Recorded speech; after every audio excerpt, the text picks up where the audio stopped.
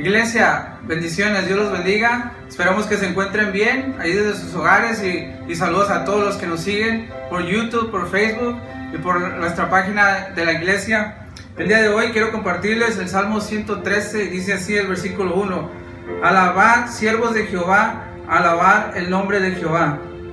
En el versículo 5 dice: ¿Quién como Jehová nuestro Dios, que se sienta en las alturas, que se humilla a mirar en el cielo y en la tierra? Este salmo nos invita a alabar a nuestro Dios, pero también nos dice que Él se humilla al mirar al cielo y al mirar la tierra. En realidad nuestro Dios tenemos que conocerlo y entender que Él en realidad se humilló al venir a esta tierra por nosotros, porque nos amó. Y dice este salmo que también se humilla al mirar a nosotros aquí en la tierra. Tenemos que venir con una actitud de que no hay nada más grande que Dios, de que no hay nada mejor que Dios, y una actitud de querer conocerlo, de amarlo. Y este día los quiero invitar a que alaben a nuestro Dios con todo el corazón, que de verdad le canten desde lo más profundo y que sepan lo que estamos diciendo, lo que estamos cantando. Todo es para nuestro Dios y Él merece toda la gloria, toda la honra y toda la adoración. Así que los invito a que me acompañen a hacer una pequeña oración. Y allá en su casa, inclinen su rostro, por favor. Padre Santo, te doy gracias, Padre, por lo bueno que tú eres, Señor, por lo grande que eres, Señor, y por tanto amor que nos das, por tanta paciencia que tienes a nosotros y por toda tu misericordia, Señor. Por favor, Padre, recibe estas alabanzas, Señor, son para ti, Padre. Esperamos que sean de tu agrado, Padre, y por favor a todos nuestros hermanos allá en sus hogares, bendícelos, Padre, y cuídalos. En el nombre de tu Hijo Jesús te damos gracias por todo, Señor. Amén y amén.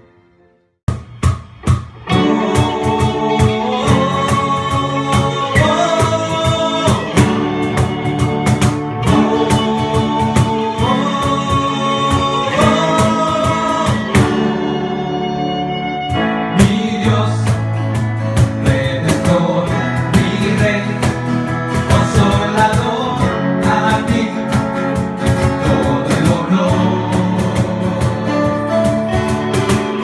Es paz a mi ser, la luz en mi amanecer, a ti todo el honor. Tú eres mi todo, cantaré con todo el corazón, cantaré con todo lo que soy, cantaré por siempre mi Señor. Eres mi todo, cantaré con todo el corazón, cantaré con todo lo que soy, cantaré por siempre mi Señor. Eres mi todo.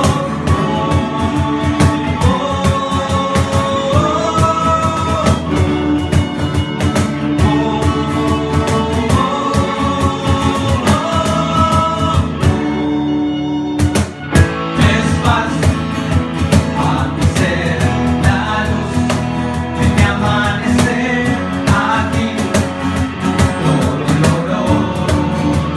Mereces todo, cantaré con todo el corazón, cantaré con todo lo que soy, cantaré por siempre mi Señor.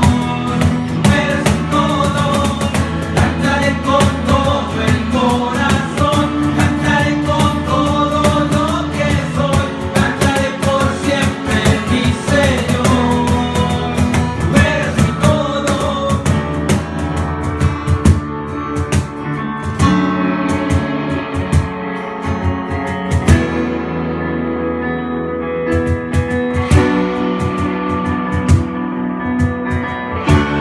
Mi Jesús, por ti siempre viviré y por siempre cantaré que tú eres mi todo. Mi Jesús, por ti siempre viviré y por siempre cantaré. Cantaré con todo el corazón, cantaré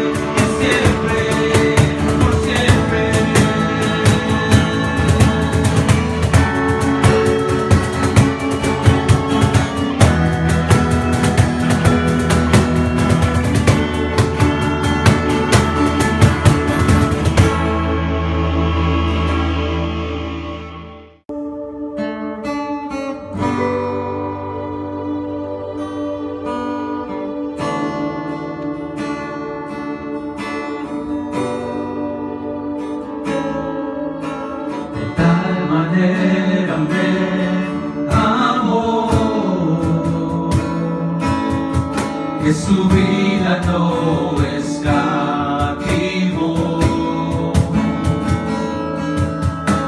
Hasta el final Él se entregó,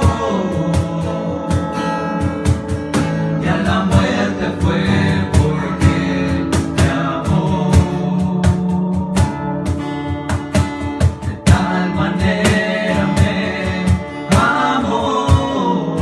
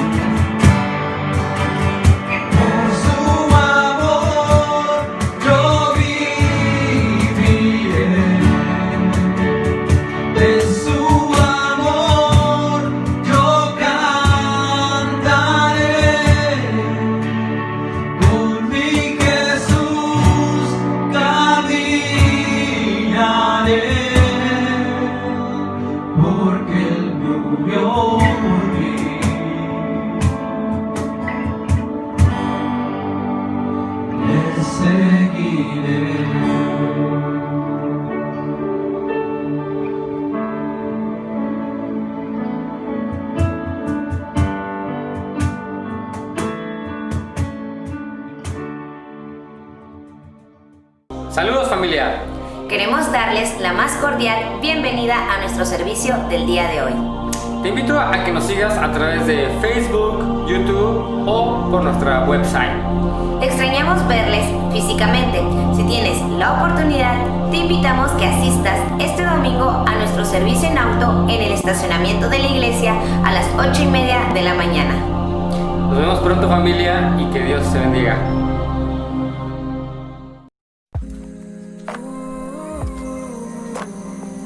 Hola familia, nos da gusto poder seguir con nuestros servicios en auto todos los domingos a las 8:30 de la mañana. Usted tendrá la oportunidad de disfrutar el servicio al aire libre bajándose de su auto para sentarse en el área techada que tendrá mesas y sillas y sentarse junto a los que llegaron en su auto. De lo contrario, será importante mantener 6 pies de distancia entre cada silla. El área del pasto verde también se podrá usar si usted trae su silla de parque. Por favor, no olvide traer puesto su cubreboca y nariz cuando se baje de su auto y ande caminando, así como lo hace en otros sitios que visita. Tendremos ujieres con un corazón de servicio ayudando con indicaciones. Si prefiere quedarse en su auto, sienta la confianza de hacerlo. Solo le aconsejamos que se estacione en el área cerca de la cruz para que pueda ver mejor a su familia de la fe y siga disfrutando el servicio a través de la estación de radio. Los niños, claro que son bienvenidos. Solo hay que mantenerlos con su mami y papi. Hasta pronto familia. La iglesia no ha dejado de congregarse.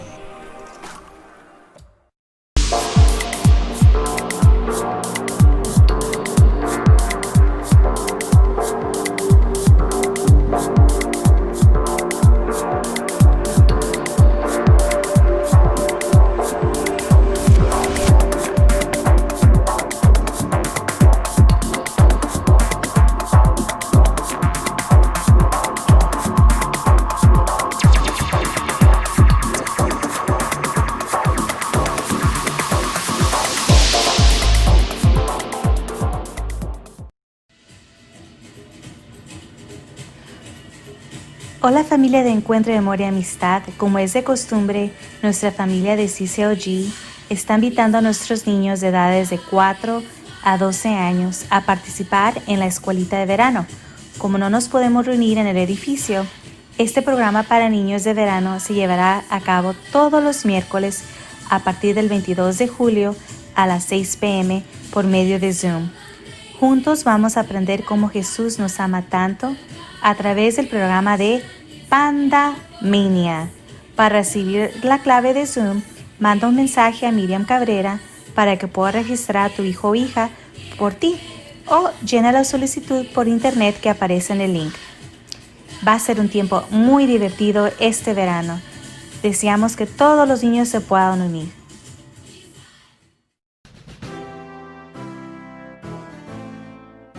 Hola familia de Encuentro de Amor y Amistad. Este año adoptamos el Club Cristiano de Awana al nivel Middle School con el Club de Trek y High School con el Club de Journey. Estamos emocionados de compartirles que cuando arranquemos la nueva temporada en septiembre, estaremos agregando un club más al nivel primaria que es Elementary School. Si gustas apoyar con estos clubes de Awana, que por ahorita van a continuar por Zoom, por favor déjanos saber con una llamada o mensaje. Entonces, para poder ordenar los libros de estudio de cada adolescente y niño para su club de Awana, próximamente les haremos llegar la hoja para que registre a su hijo o hija.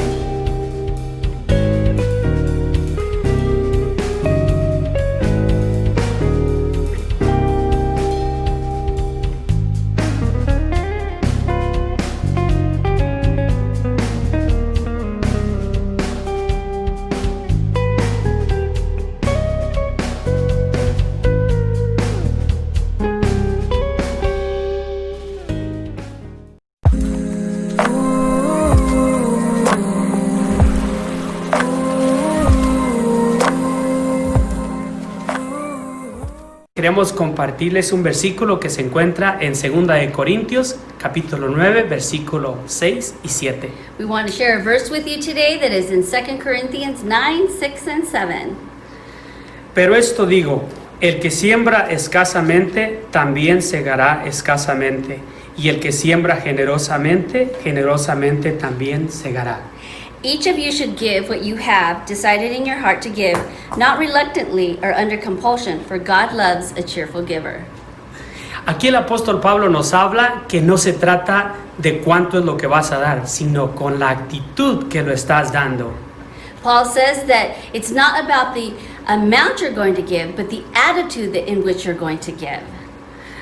Así que, si les parece, inclinemos nuestro rostro y oremos. Let's bow our heads in prayer and let's pray. Bendito Dios, te damos gracias, porque tú nos enseñas, Señor, que cuando demos de nuestro corazón, lo hagamos con alegría. Gracias pues por cada uno de mis hermanos que va a poder dar, y yo te ruego que lo hagan con un corazón alegre. Lord Jesus, we pray and give you thanks for the things that you have given us, Lord, and for all your blessings. But in all things, Lord God, please help us to give cheerfully, as your word says. Y recuerden, Dios ama al dador alegre. God loves a cheerful giver. La primera carta de Pablo a los tesalonicenses. Esta es probablemente la carta de Pablo más temprana que tenemos, y su trasfondo se encuentra en el libro de Hechos, cuando Pablo y su colaborador Silas fueron a la antigua ciudad griega de Tesalónica. Y después de tan solo un mes, hablándole a las personas sobre las buenas nuevas de Jesús, un gran número de judíos y griegos comprometieron su lealtad a Jesús y formaron la primera comunidad de iglesias ahí. Pero se estaban cocinando los problemas. El anuncio de Pablo de que el Jesús resucitado era el verdadero Señor del mundo trajo sospechas.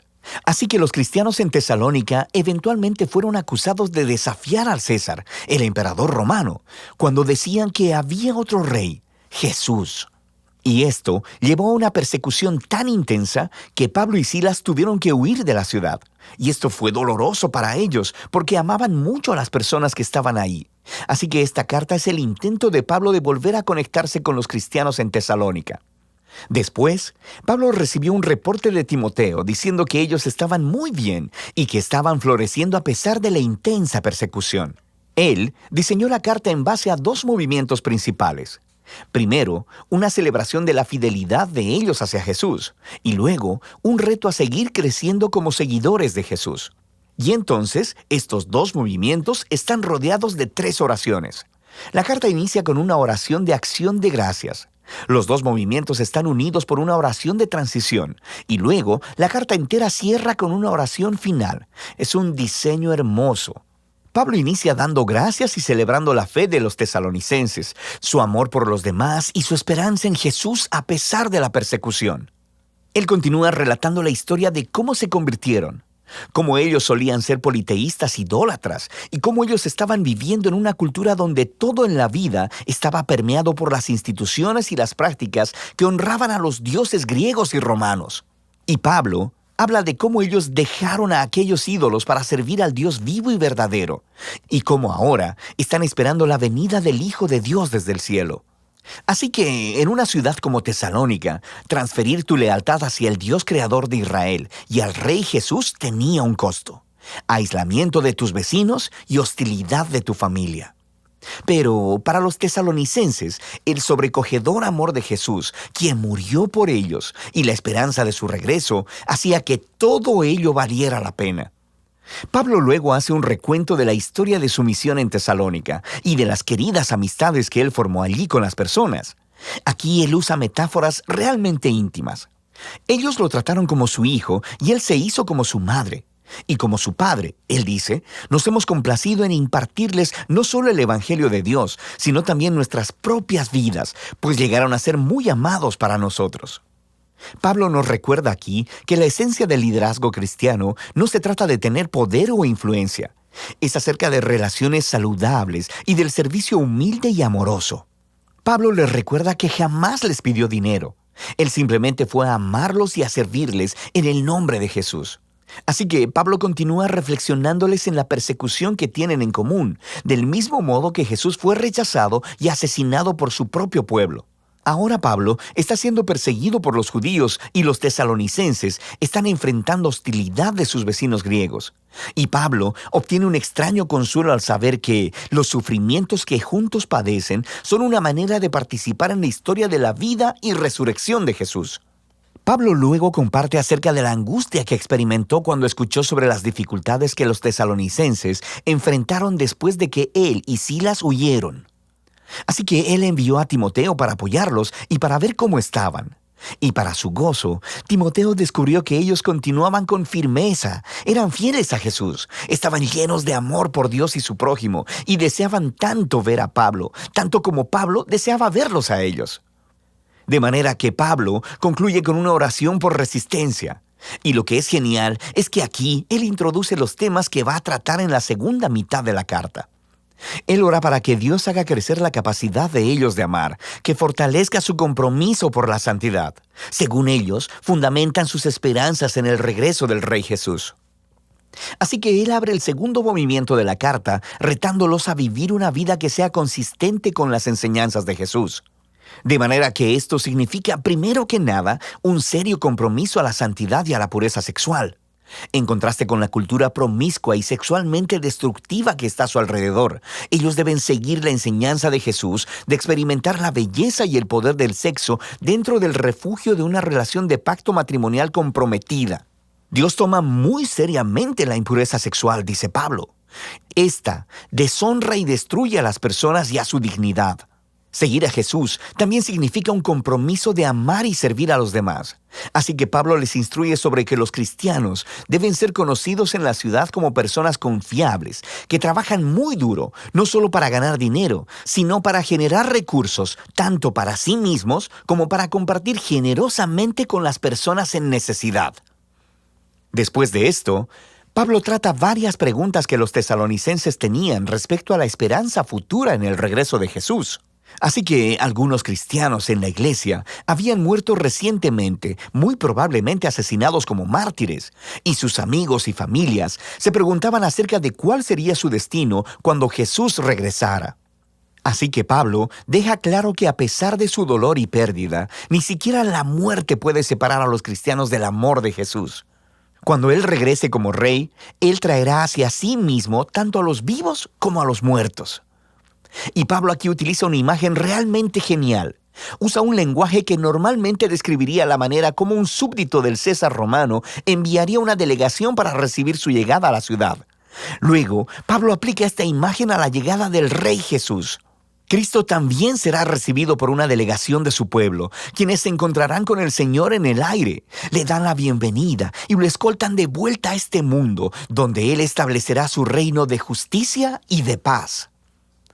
Pablo quiere entonces que los tesalonicenses vean cómo esta esperanza debe motivarlos a la fidelidad a Jesús.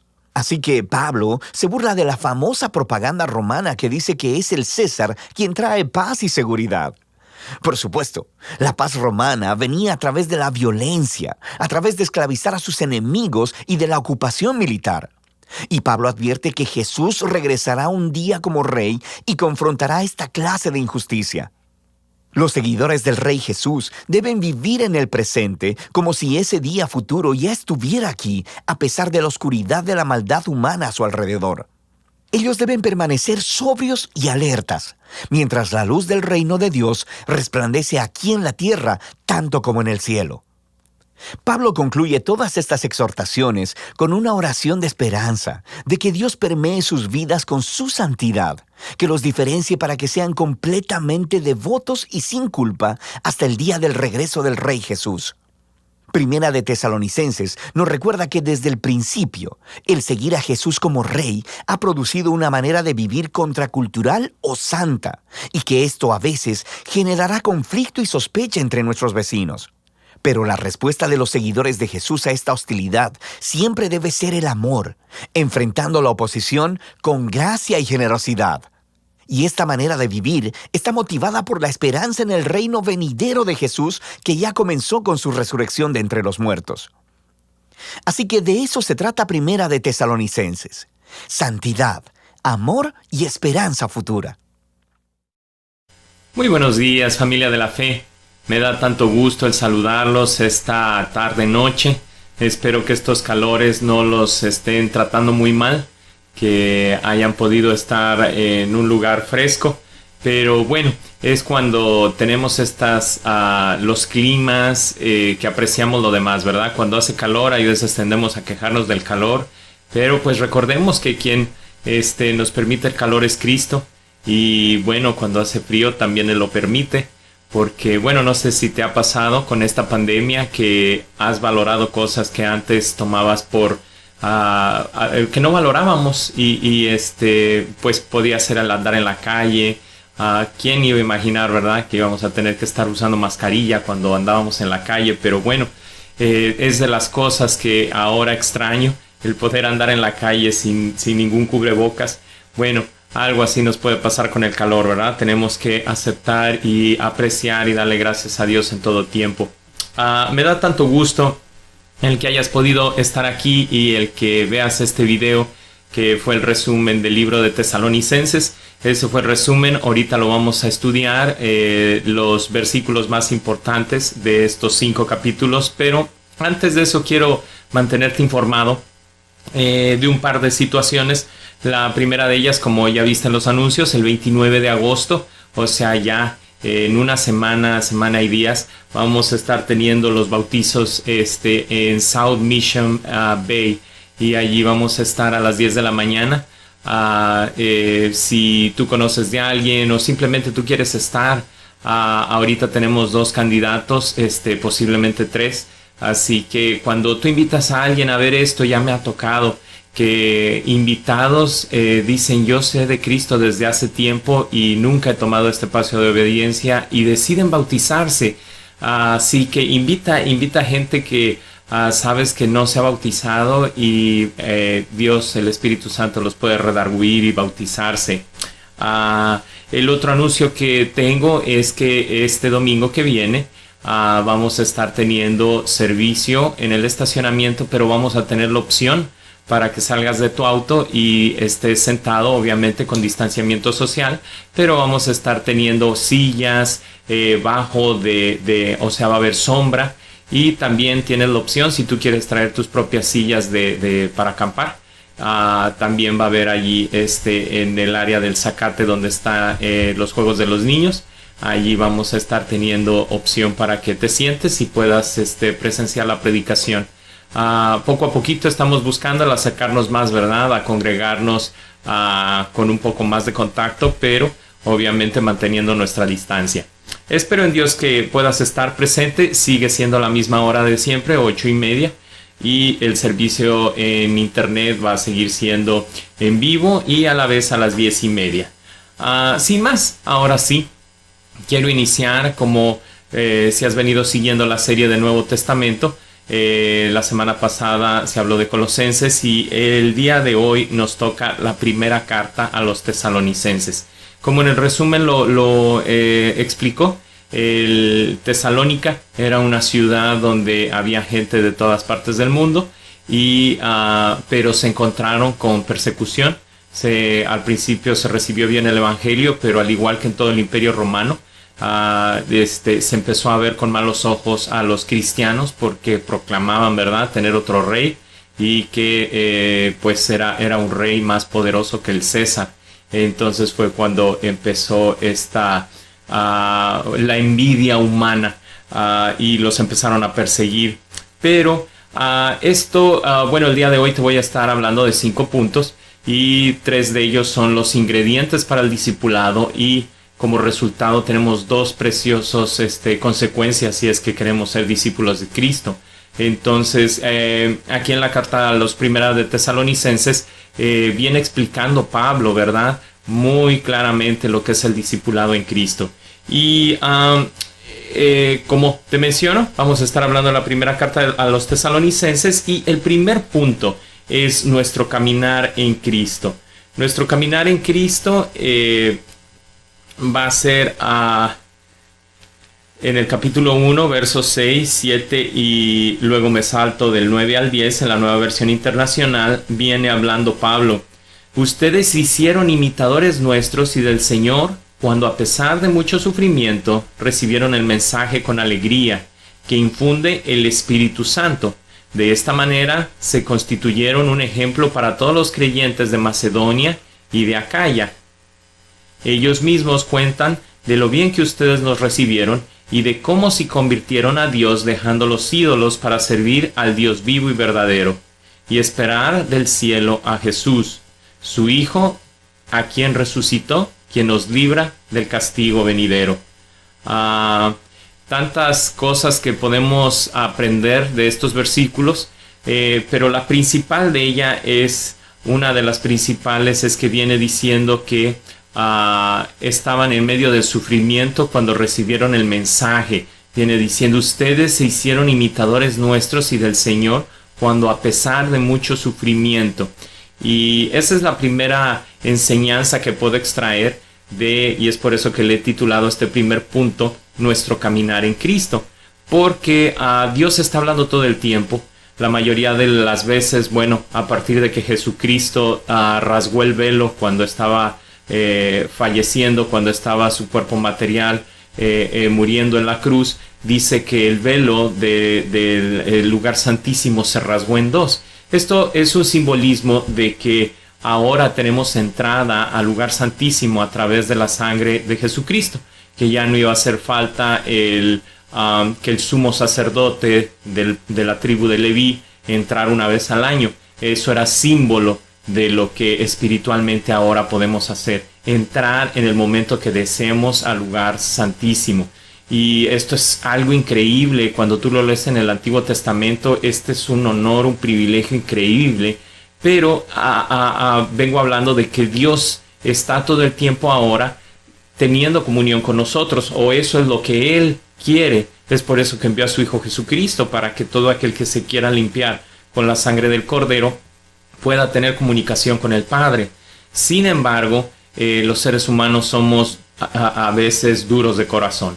Y pues la diversión que produce el pecado está muy interesante, y entonces no escuchamos la voz de Dios. Y muchas veces no la queremos escuchar. Y la ignoramos, la hacemos a un lado.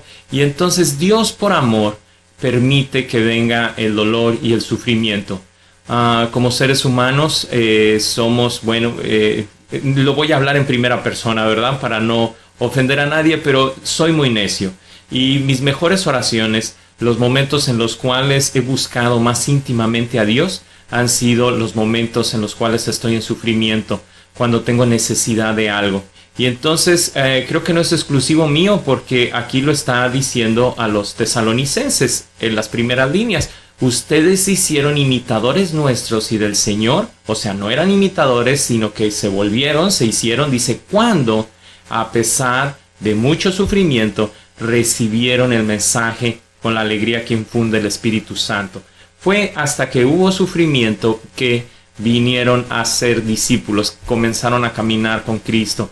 Y rescaté este primer punto, al momento de estarlo leyendo, esto me habló porque he visto tantas veces que nosotros, como hay veces miembros de la familia, queremos ayudar ya sea al hermano, al cuñado, al suegro, a la suegra, al hijo, a la hija, y están pasando por sufrimiento nuestros seres queridos, y en nuestro anhelo, en nuestro amor, que es algo bueno, amamos a la persona y la queremos ayudar, pero no le pedimos a Dios su dirección. Y entonces vamos y le ayudamos y quitamos ese sufrimiento. Y tal vez era en ese momento, en ese sufrimiento, que ellos iban a clamar a Dios, porque ya no les quedaba esperanza para que alguien humano los ayudara. Iban a clamar a Cristo, iban así como el hijo pródigo a reflexionar en lo que habían hecho, iban a regresar a casa, y nosotros estorbamos eso que Dios estaba haciendo. Entonces no todo sufrimiento va a producir muerte, no todo sufrimiento es tan malo. Hemos venido a este mundo a cumplir con el plan y el propósito de Dios, y en muchas ocasiones es necesario que la consecuencia de nuestras malas decisiones la sintamos para reflexionar y cambiar de estilo de vida. Entonces, esto es lo que le sucedió a los tesalonicenses. Recibieron a Jesucristo, recibieron el mensaje porque estaban experimentando sufrimiento. Y entonces después el Espíritu Santo dice, de esta manera se constituyeron en ejemplo para todos los creyentes de Macedonia y de Acaya. Y obviamente Macedonia y Acaya están muy lejos de nosotros, sin embargo, ahora son la gente que está a nuestro alrededor. Y conozco a muchos siervos y siervas de Dios que antes de este sufrimiento, antes de aceptar a Cristo, llevaban una vida vergonzosa. Sin embargo, fue por el sufrimiento que aceptaron a Dios y ahora son ejemplo a, como dirían, ¿verdad?, a chicos y grandes. Ahora llevan una vida espiritual envidiable. Y entonces, ese es el primer punto. Casi siempre, la mayoría de las veces, la puerta de entrada para recibir a Cristo y convertirte en discípulo de Él va a ser el sufrimiento. Así que cuando veas a un familiar, a alguien que tú amas, experimentar sufrimiento, antes de salir corriendo a ayudarlo como si fuera a fallecer, ora y pídele a Dios dirección. Y pídele a Dios, Señor, ¿será que esta es la entrada a un nuevo estilo de vida de mi ser querido? Sobre todo cuando ese familiar, ese ser que amamos, no es convertido, no ha rendido su vida a Cristo, es cuando más debemos de orar, pidiéndole a Dios, no en una actitud de enojo o de para que se le quite, no lo voy a ayudar. No, es en misericordia, pidiéndole a Dios que le sacie más allá de su necesidad de ese momento, sino que toque su alma, su corazón y que se rinda a Cristo. Nuevamente, el mejor ejemplo de esto es el hijo pródigo, que pues él aparentemente lo que tenía era falta de comida, pero en realidad lo que tenía era falta de comunión con el Padre. Y en base a verse y sentirse con hambre y vivir literalmente junto a puercos, fue cuando dijo, ¿qué estoy haciendo lejos de la casa de mi Padre? Y entonces fue que quiso regresar. Entonces, ese es el inicio de nuestro caminar en Cristo. El segundo punto que veo en la primera carta a los tesalonicenses, son el primer ingrediente del discipulado. Ok, ya entraste, ahora, ¿qué es lo que debemos de tener en cuenta para que un discípulo de Cristo se desarrolle sanamente en el aprendizaje de la palabra? Y lo encuentro aquí en el segundo capítulo de Tesalonicenses. De la primera carta de Tesalonicenses es Pablo hablando y dice en el capítulo 2, verso del 8 al 10: así nosotros, por el cariño que les tenemos, nos deleitamos en compartir con ustedes no solo el Evangelio de Dios, sino también nuestra vida. Tanto llegamos a quererlos, recordarán hermanos nuestros esfuerzos y fatigas para proclamarles el Evangelio de Dios y cómo trabajamos día y noche para no darles una carga. Dios y ustedes me son testigos de que nos comportamos con ustedes los creyentes en una forma santa, justa e irreprochable. Entonces, me encuentro con Pablo siendo un papá espiritual. Y de las primeras cosas que puedo rescatar aquí es que Dios nos llama a tener hijos e hijas espirituales.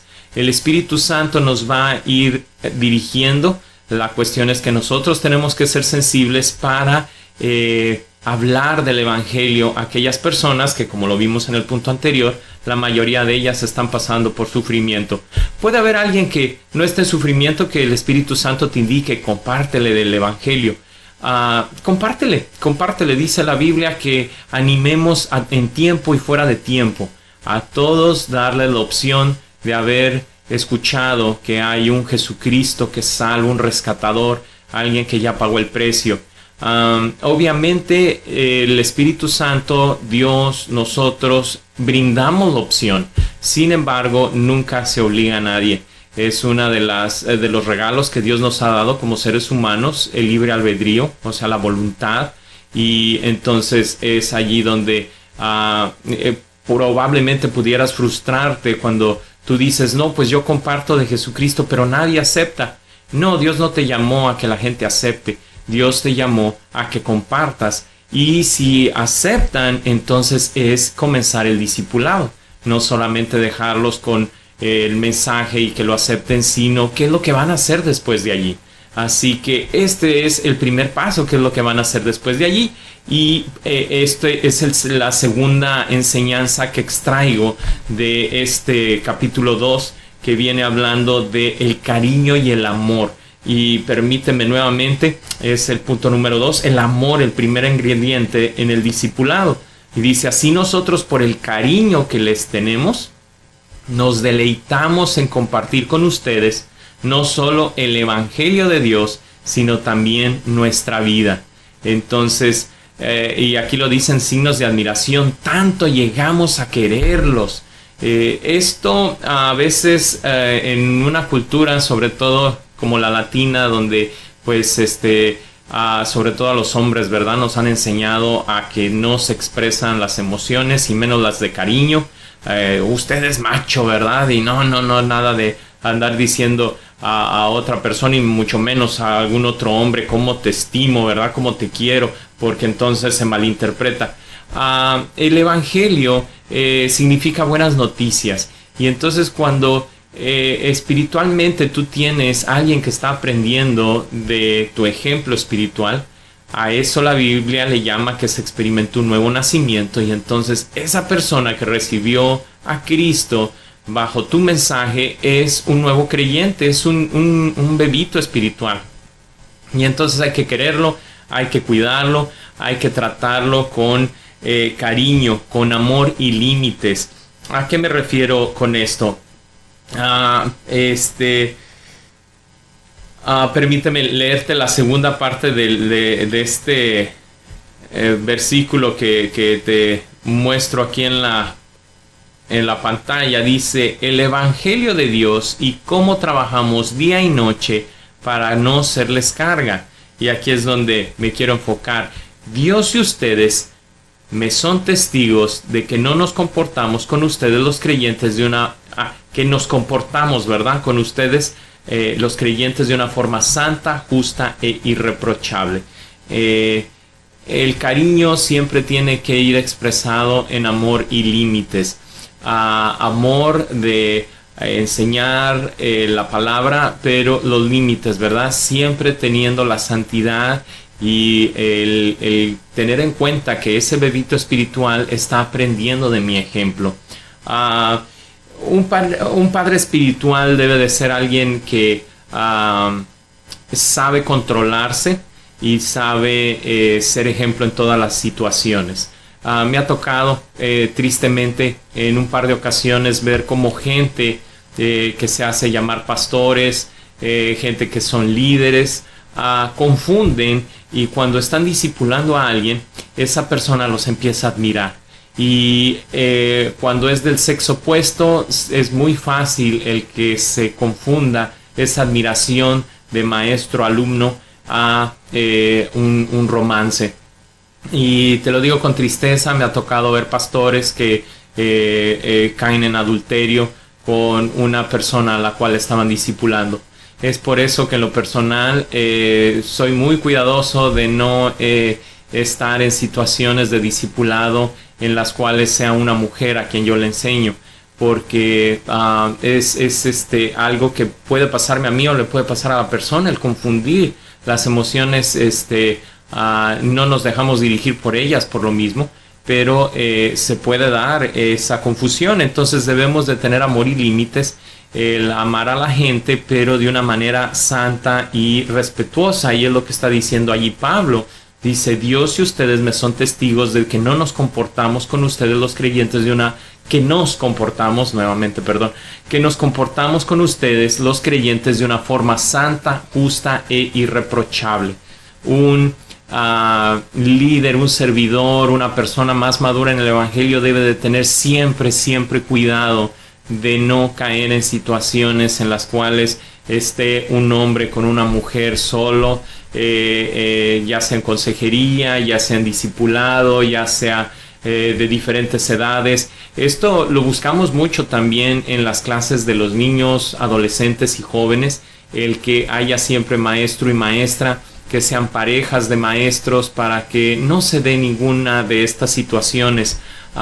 Te lo menciono porque también me ha tocado ver que la mayoría de las iglesias que conozco, las cuales se han disuelto, que han desaparecido, no son tanto por situaciones doctrinales, sino por situaciones de escándalos de índole sexual. Así que esta es algo que Pablo está cuidando mucho, y él dice que desde que los empezó a discipular los trató con amor, les enseñó con amor, con cariño, pero con límites, siempre manteniendo la santidad de su llamado de apóstol. Así que ese es la segunda enseñanza, pero al mismo tiempo es el primer ingrediente cuando tú discipulas. Debes de tener amor, cariño, animar a la gente, no desanimarla. Si están pasando por tiempo difícil, por lo mismo del sufrimiento, pues tenemos que ser gente que es sensible al dolor, pero no confundirnos emocionalmente y meternos en situaciones difíciles, ¿verdad? Vamos al siguiente ingrediente del discipulado que encuentro en este libro tan interesante. No, el libro es carta, ¿verdad? Carta de la primera carta a los tesalonicenses, y es en el capítulo 3. Y es el sufrimiento, el segundo ingrediente para el discipulado. Ay, este ingrediente no me gusta, ¿verdad? El anterior del amor y los límites sí me gusta, pero este que es el del sufrimiento no me gusta, ¿verdad? Pero dice, Primera de Tesalonicenses 3, versículos 3 al 5. Ustedes mismos saben que se nos destinó para esto, pues cuando estábamos con ustedes les advertimos que íbamos a padecer sufrimientos, y así sucedió. Por eso, cuando ya no pude soportarlo más, mandé a Timoteo a indagar acerca de su fe, no fuera que el tentador los hubiera inducido a hacer lo malo y que nuestro trabajo hubiera sido en vano. Entonces aquí estamos viendo cómo Pablo dice que les advirtió, ¿verdad? Desde que recién iniciaron su caminar en Cristo, de que iban a sufrir. Dice, ustedes mismos saben que se nos destinó para esto. Ay, como te digo, no me gusta esta parte, ¿verdad? Pero aquí lo está diciendo bien claro el apóstol Pablo. Pues cuando estábamos con ustedes les advertimos que íbamos a padecer sufrimientos, y así sucedió. Entonces, como te lo vengo repitiendo, no me gusta este punto, pero lo tengo que dejar claro porque también me ha tocado ver y yo mismo experimentar antes de comprender este punto, que cuando hay sufrimiento es parte del caminar con Cristo.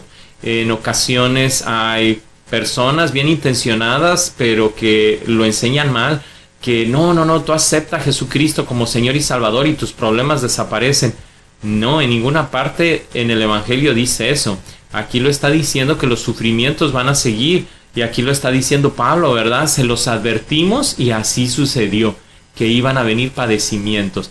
Entonces, desde el inicio de nuestro caminar en Cristo hay sufrimiento, y es por eso que aceptamos a Cristo, pero debemos de entender que el sufrimiento va a permanecer allí en todo nuestro caminar. Sin embargo, ahora sufrimos con un propósito, con una intención, porque tenemos tantas promesas acerca de las recompensas. Ahorita al final de la predicación vamos a ver dos de ellas en el último punto, pero Romanos 8:28 se sigue cumpliendo. Dice que todo obra bien a los que aman su nombre.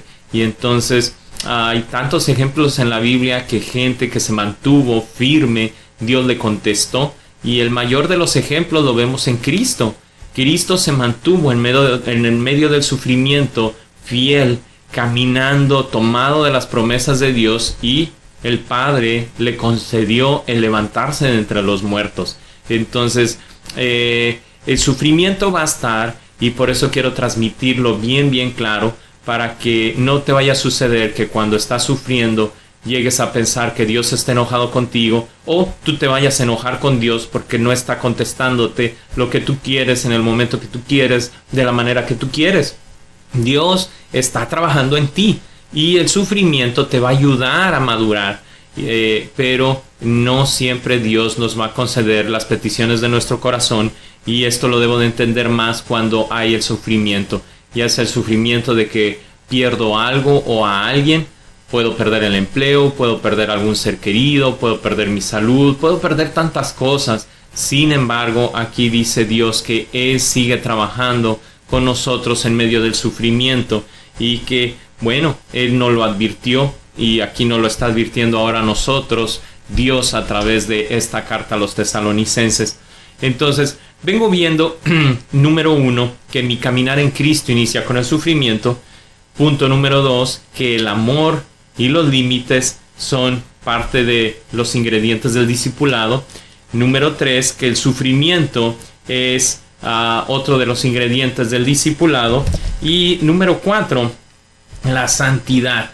La santidad es el tercer ingrediente del discipulado. Y lo dice así. Permíteme un segundo. Ahora sí. Primera de Tesalonicenses 4, versículos 3 al 9. La voluntad de Dios es que sean santificados, que se aparten de la inmoralidad sexual, que cada uno aprenda a controlar su propio cuerpo de una manera santa y honrosa, sin dejarse llevar por los malos deseos, como lo hacen los paganos, que no conocen a Dios y que nadie perjudique a su hermano ni se aproveche de él en este asunto. El Señor castiga todo esto. Como ya les hemos dicho y advertido, Dios no nos llamó a la impureza, sino a la santidad. Por lo tanto, el que rechaza estas instrucciones no rechaza a un hombre, sino a Dios, quien les da a ustedes su Espíritu Santo. En cuanto al amor fraternal, no necesitamos que les escribamos porque Dios mismo les ha enseñado a amarse unos a otros. O sea, en esto del amor, los tesalonicenses se estimaban, se amaban de una manera genuina. Sin embargo, nos viene diciendo aquí que Dios nos llama a mantenernos en santidad, y la santidad es algo que debemos de aprender, y lo inicia diciendo ahí: la voluntad de Dios es que sean santificados, que se aparten de la inmoralidad sexual. Permíteme explicar un poco por qué Pablo está haciendo tanto énfasis en mantenerse santos y sobre todo libres de la inmoralidad sexual. Hay muchos, y más ahora en el presente, ¿verdad? Hay muchas adicciones, hay muchas situaciones que yo puedo hacer que ofenden a Dios. Sin embargo, la inmoralidad sexual es un arma que Satanás ha venido utilizando a través de todos los tiempos. Y me puedo encontrar a siervos de Dios como el rey David, que era conforme al corazón de Dios. Sin embargo, si tú lees allí en 2 de Samuel, nos damos cuenta tristemente que él cayó en adulterio, y no solamente en adulterio, sino que asesinó al esposo de la mujer de la cual se enamoró. Y entonces, así tal cual como salido de una telenovela, no solamente se enamora de una mujer casada que está volteando a ver por la ventana el rey cuando todo su ejército estaba en la guerra y él debiera de estar en la guerra también, pero se encontraba sin hacer nada, y dice que paseándose allí por el balcón de su castillo, pues vio a una mujer muy bella que se estaba bañando, y pues se le antojó y la mandó llamar y terminó acostándose con ella. Entonces nos vamos dando cuenta que estas situaciones de carácter sexual no son exclusivas de gente no creyente, sino aún cuando eres creyente puedes tropezar. El rey David es un ejemplo, también el rey Salomón.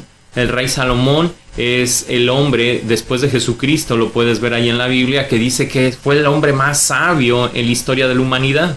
Sin embargo, también llegó a tener 700 esposas y 300 amantes. Así que se pervirtió su corazón, a pesar de que era muy sabio en conocimiento humano. Sin embargo, de nada le sirvió porque desobedeció a Dios. No solamente tuvo muchísimas mujeres, sino que su corazón se desvió a adorar a sus dioses. Otro ejemplo con respecto a la inmoralidad sexual, me encuentro con el hombre más fuerte de la historia de la humanidad, que fue Sansón. Sansón era muy fuerte, pero tampoco aprendió a controlar sus deseos sexuales, y le encantaba estar con filisteas, mujeres que no eran del pueblo de Israel. O sea, en el presente lo pudiéramos comparar que si yo soy cristiano, Dios me dice: no te vayas a enamorar de alguien no cristiano.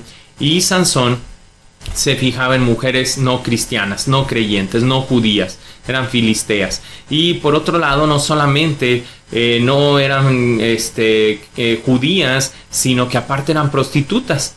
Y una de ellas es Dalila, y se enamora a tal grado que le confiesa su secreto y le cortan el cabello, le sacan los ojos y termina sin cumplir el propósito por el cual Dios lo hizo nacer. A ese grado puede llegar la inmoralidad sexual. Así que como creyente de Cristo debes de tener bien en cuenta que tenemos que controlar nuestra sexualidad. Y esto le puede suceder a hombres y a mujeres que están pasando por necesidad emocional porque sus esposos no las atienden, porque sus esposos no son creyentes, sus esposos son bruscos, no se comunican con ellas. Entonces viene Satanás sabiendo cuál es tu necesidad y te empieza a coquetear con un hombre que aparentemente sí se interesa por ti, sí te escucha, míralo cómo se ríe, qué divertido. Y entonces con el paso de los días, de las semanas, de los meses, ¡ay! Estoy casado con el hombre incorrecto. Y Satanás te engaña. Es una necesidad genuina el que tu esposo te ame. Sin embargo, es pedirle a Dios en oración: Señor, tú sabes que tengo una necesidad, tú sabes que mi esposo no me estaba poniendo atención, no está supliendo las necesidades de mi alma, ayúdame. Y Dios te puede suplir cualquier necesidad de una manera genuina, de una manera santa. De hecho, ese es el corazón del Evangelio, las buenas noticias, que Dios suple nuestras necesidades de amor y también de ser librado del infierno. Provee la necesidad de tener un propósito en la vida y provee todo lo que necesitamos, pero de una manera santa y correcta. Y por lo mismo no siempre va a ser en el tiempo y en el momento y de la manera que yo quiero. Entonces no me debo de dejar engañar, y menos con estas situaciones de índole sexual. Aquí aprovecho para hacer un llamado a los hombres, ¿verdad? Los hombres que, pues estos 3 ejemplos que te mencioné, del rey David, del rey Salomón, de Sansón, pues son hombres los 3. Entonces estas situaciones de carácter sexual son más presentes. Es más fácil que los hombres nos tropecemos con situaciones de infidelidad sexual porque el deseo a los hombres nos entra por los ojos. La mujer le toma más tiempo porque la mujer, no digo que todas, pero la gran mayoría es a través de la ternura, del cortejo, de estarla tratando con el tiempo. Entonces le toma más tiempo a una mujer el caer en inmoralidad sexual. Un hombre en unos segundos, con que vea a una mujer que físicamente es agradable, con eso puede caer en infidelidad sexual. Así que es por eso que los domingos a las 6 de la tarde estamos aprendiendo los hombres a ser ejemplo en todas las áreas de nuestra vida. Así que aprovecho para hacer el comercial. Ya sabes que aquí es como la televisión, ¿verdad? Hacemos comerciales también. Y es esta reunión que estamos teniendo, que se llama Los 7 Pilares de la Libertad, dentro de nuestra reunión de hombres de fe, que son los domingos a las 6 de la tarde.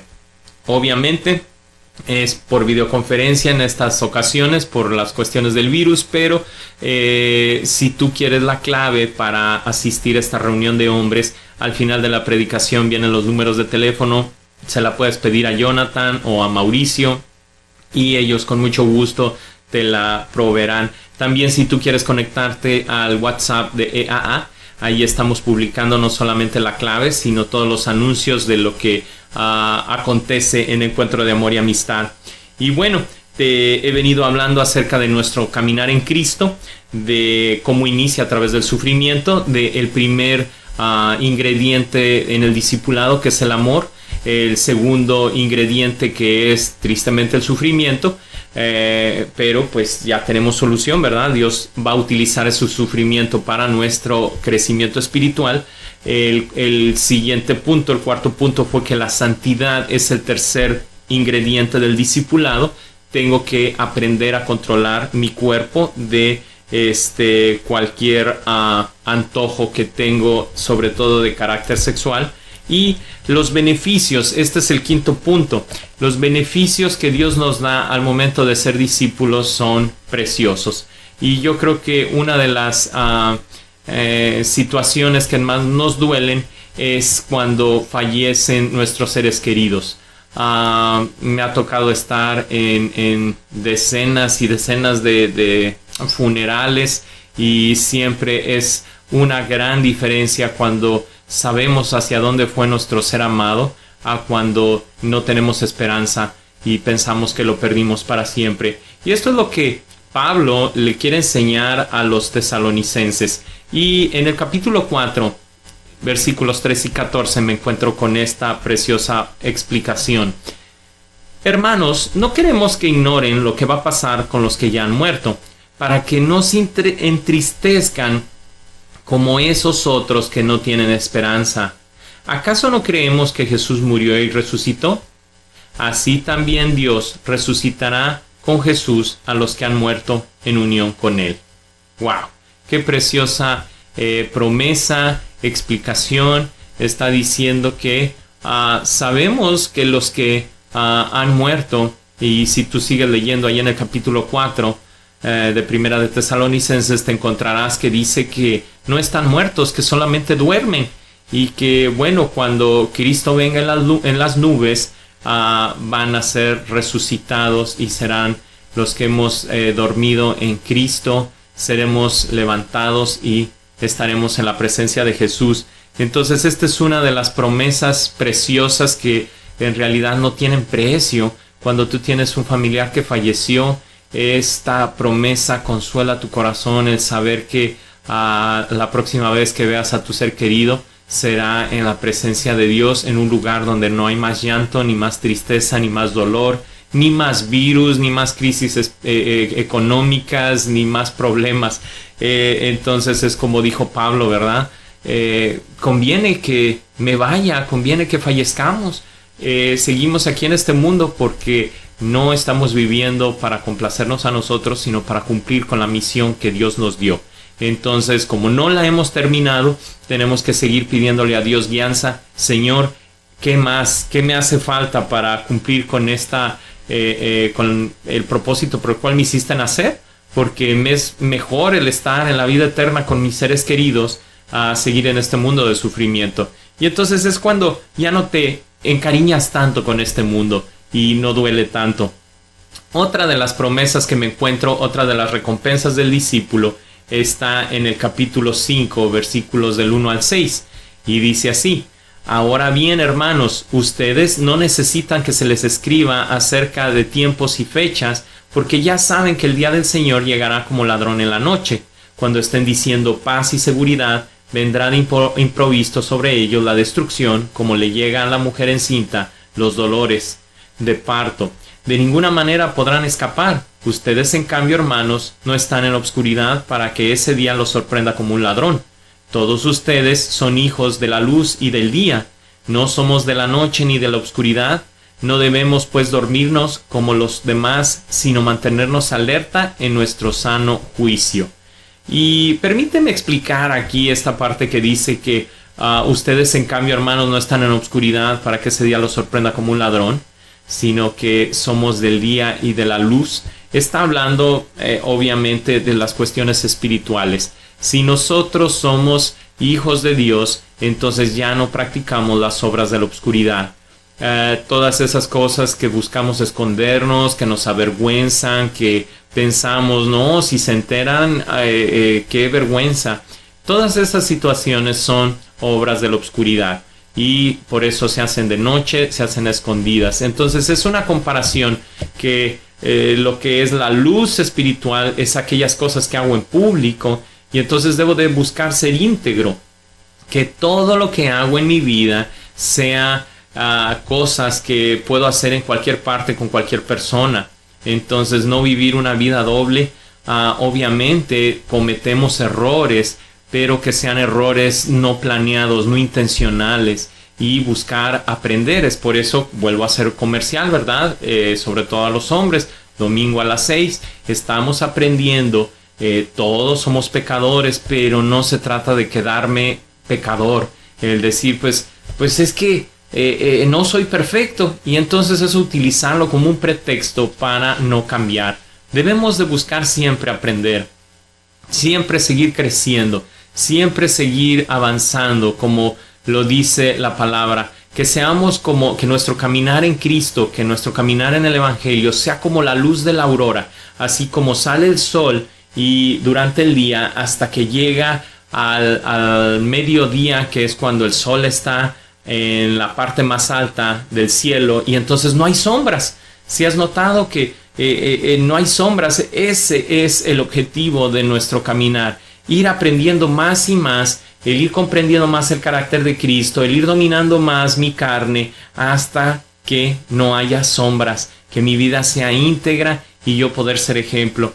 Y lo está diciendo Pablo, y Pablo era un hombre como tú y como yo, sujeto a pasiones, sujeto a tentaciones, y también pecó. El único que no ha pecado es Jesucristo. Sin embargo, Pablo fue un gran instrumento en las manos de Dios porque siguió aprendiendo y aprendiendo.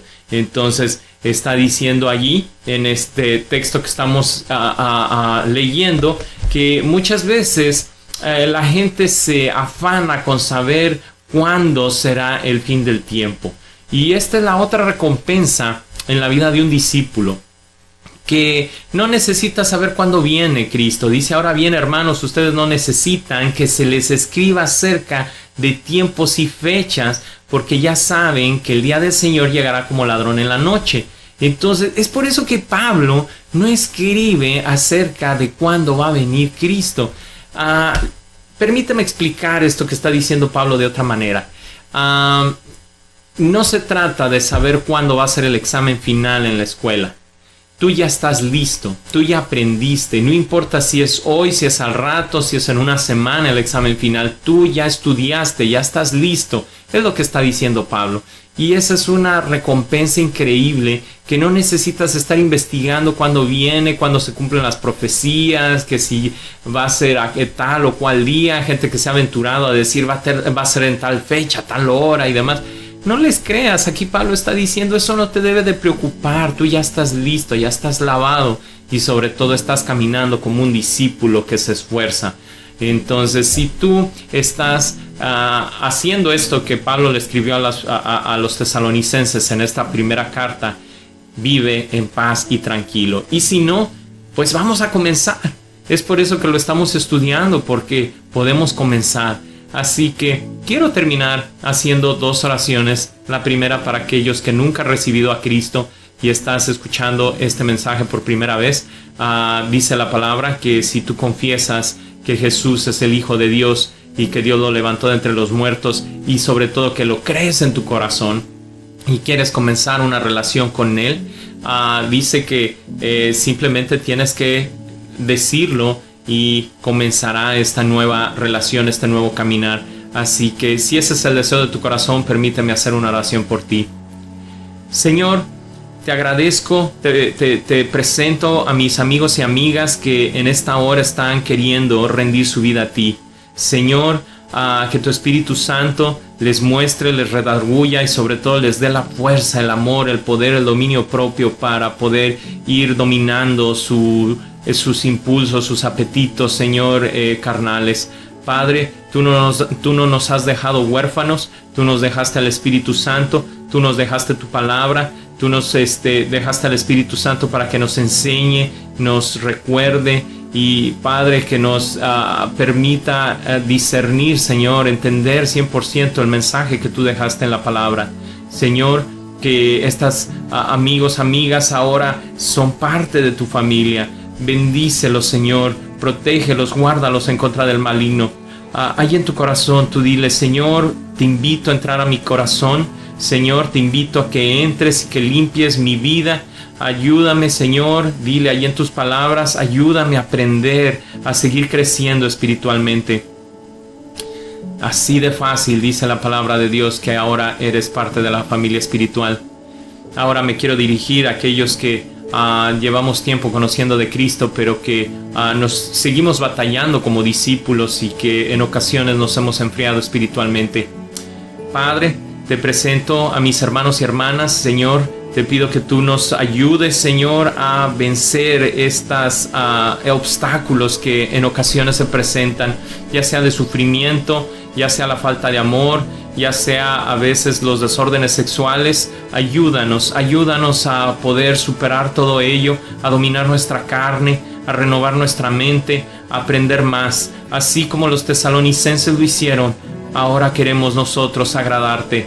Señor, sabemos que todo lo podemos en ti que nos fortaleces. Así que hacemos esta oración con fe, creyendo en que tú no nos dejas a la mitad. Tú dices en tu palabra que llevas la obra a conclusión total, que nos vas a llevar a la altura, a la estatura del varón perfecto.